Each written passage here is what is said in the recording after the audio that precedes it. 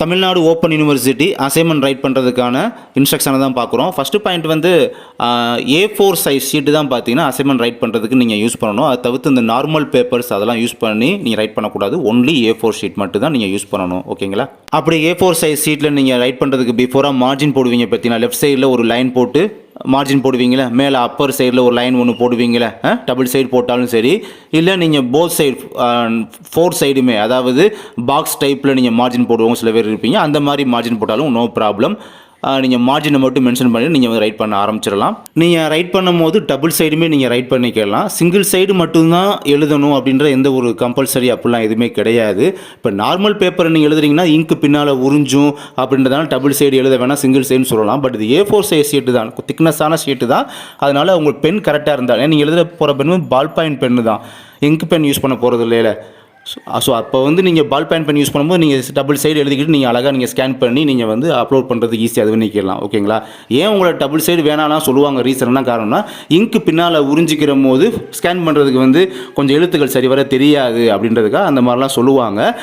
So அந்த ரீசனால் சொல்லலாம் அப்படின்ற மாதிரி சொல்ல வரேன். அதனால் நீங்கள் பால் பாயிண்ட் பென் யூஸ் பண்ணி இங்கு பேக் சைடு தெரியாமல் கரெக்டாக நீங்கள் ஃபார்மேட் எழுதும் போது போத் சைடு, அதாவது டபுள் சைடுமே நீங்கள் வந்து பேப்பர் வந்து யூஸ் பண்ணிக்கலாம். அதை பற்றி நோ ப்ராப்ளம்.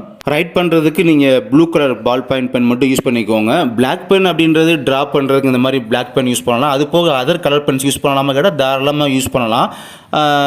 கண்டிப்பாக யூஸ் பண்ணுங்கள். அது யூஸ் பண்ணால் தான் பார்த்தீங்கன்னா உங்களுக்கு வந்து மார்க் கொஞ்சம் நல்லா போடுறதுக்கு, நீங்கள் நல்லா எழுத்து ஹேண்ட் ரைட்டிங் நல்லா ஓரளவு பார்க்குறது நீட்டாக இருக்குது. அண்டு நீங்கள் ப்ரெசன்டேஷன் என்னது, நீங்கள் இந்த மாதிரி நீங்கள் இந்த கலர்ஸ் பென்ஸ் யூஸ் பண்ணும்போது ப்ரெசென்ட் பண்ணும்போது பார்த்தீங்கன்னா உங்களுக்கு மார்க் கொஞ்சம் நல்லபடியாக போடுறதுக்குமே சான்சஸ் அப்படின்றது உங்களுக்கு கிடைக்கும். ஓகேங்களா? அண்டு காமனாக அசைன்மெண்ட் ரைட் பண்ணுறது வந்து உங்கள் கையால் தான் எழுதணும், இது தெரிஞ்ச விஷயம் தான். பட் இருந்தாலும் பார்த்தீங்கன்னா சில பேர் டைப் பண்ணி கொடுத்துடலாமா அந்த மாதிரிலாம் ஒரு டவுட்டு ஒரு இருந்துச்சுன்னா அவங்களே சொல்லியிருக்காங்க பாருங்கள். டைப் பண்ணிலாம் நீங்கள் வந்து அதாவது A4 சைஸ் ஷீட்லேயே வந்து நீங்கள் அசைன்மெண்ட் சொல்லி டைப் பண்ணி நீங்கள் வந்து வேல்யூஷனுக்கு நீங்கள் அப்லோட் பண்ணீங்க அப்படின்னா அவங்க வேல்யூஷன் வந்து நாட் கன்சிடர் பண்ண மாட்டாங்க. ஒன்லி நீங்கள் கையால் எழுதின அந்த எழுத்துக்களை மட்டும் தான் அவங்க வேல்யூஷனுக்கு எடுத்துக்கிடுவாங்க. அதாவது அசைன்மெண்ட் வேல்யூஷனுக்கு கன்சிடர் பண்ணிக்கிடுவாங்க. நீங்கள் பெர் சப்ஜெக்ட்டுக்கான அசைன்மெண்ட் எழுதும் போது, அதாவது ஒரு சப்ஜெக்ட்டுக்கான ஒரு அசைன்மெண்ட் எழுதும் போது அந்த ஒரு அசைன்மெண்ட்டில் வந்து மேக்ஸிமம் நீங்கள் 1000 வேர்ட்ஸ் வந்து கம்ப்ளீட் பண்ணியிருக்கணும். அப்படி இல்லாட்டி மினிமம் 6 பேஜஸ் வந்து நீங்கள் ரைட் பண்ணி முடிச்சிருக்கணும் அப்படின்ற ஒரு முக்கியமான இன்ஸ்ட்ரக்ஷன் சொல்லியிருக்காங்க. அப்போ நீங்கள் மினிமம் வந்து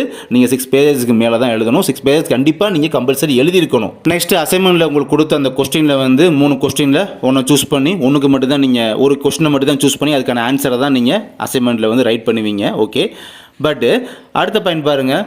ஒவ்வொரு பேஜ்லேயும் பார்த்தீங்கன்னா நீங்கள் மேலே அப்பர் கார்னரில் பார்த்தீங்கன்னா உங்கள் நேமு அண்ட் ரெஜிஸ்டர் நம்பர் இதை மறக்காமல் எழுதிடுங்க. இது எதுக்கு எழுத சொல்கிறாங்கன்னா, ஒருவேளை நீங்கள் கொடுக்குற அசைன்மெண்ட் நீங்கள் சாஃப்ட் காப்பி தான் அப்லோட் பண்ணுறீங்க, அதில் ஏதாவது ஒரு பேஜ் ஏதோ மிஸ் ஆகுது, ஸ்ப்ளிட் அப் ஆகுது அப்படின்னா அதை கண்டுபிடிச்சி ஐடென்டிஃபை பண்ணணும். பார்த்தீங்களா? அதுக்காக தான் பார்த்தீங்கன்னா உங்கள் நேம் இன்ஸ்ட்ரக்ஷனையுமே, அதாவது உங்கள் நேம் அண்ட் ரெஜிஸ்டர் நம்பரை வந்து ஒவ்வொரு பேஜ்லையுமே ஈச் பேஜில் வந்து நீங்கள் வந்து மென்ஷன் பண்ணி வைங்க சொல்கிறாங்க.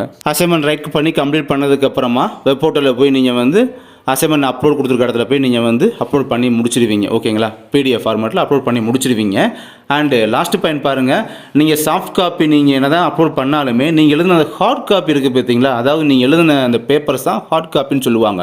அதை நீங்கள் பத்திரமா வச்சுருங்க. உங்களுக்கான எக்ஸாம் முடிஞ்சு ரிசல்ட்டு வர்ற வரையும் அந்த ரிசல்ட்டில் உங்களுக்கு இன்டர்னல் மார்க்லாம் இப்போ எல்லாம் கம்ப்ளீட் ஆகிடுச்சு, கரெக்டாக போட்டிருக்காங்க அப்படின்னு தெரிஞ்சதுக்கப்புறம் அது வரை பார்த்தீங்கன்னா நீங்கள் வந்து உங்கள் அசைன்மெண்ட்டை வந்து நீங்கள் எழுதின அந்த ஹார்ட் காப்பியை வந்து பத்திரமா வச்சுருக்கோன்ற இன்ஸ்ட்ரக்ஷனையுமே கொடுத்துருக்காங்க.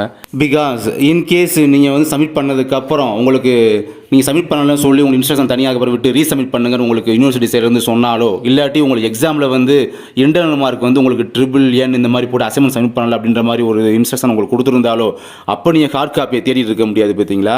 ஸோ அப்போ என்ன பண்ணுவாங்க, ஹார்ட் காப்பியை வந்து எங்களுக்கு கொரியர் பண்ணி வைங்க, எங்களுக்கு யூனிவர்சிட்டிக்கு அனுப்பி வைங்க, உங்களுக்கு மார்க் இன்டர்னல் மார்க் போட்டு உங்களுக்கு பாஸ் அந்த மாதிரி சொல்லுவாங்க. அதுக்காகத்தான் ஹார்ட் காப்பியை பத்திரமா கடைசி வரை வைங்க, எக்ஸாம் கம்ப்ளீட் ஆகி ரிசல்ட் வர பத்திரமா அந்த ஹார்ட் காப்பியை வைங்க அப்படின்னு சொல்கிறது. ஓகேங்களா?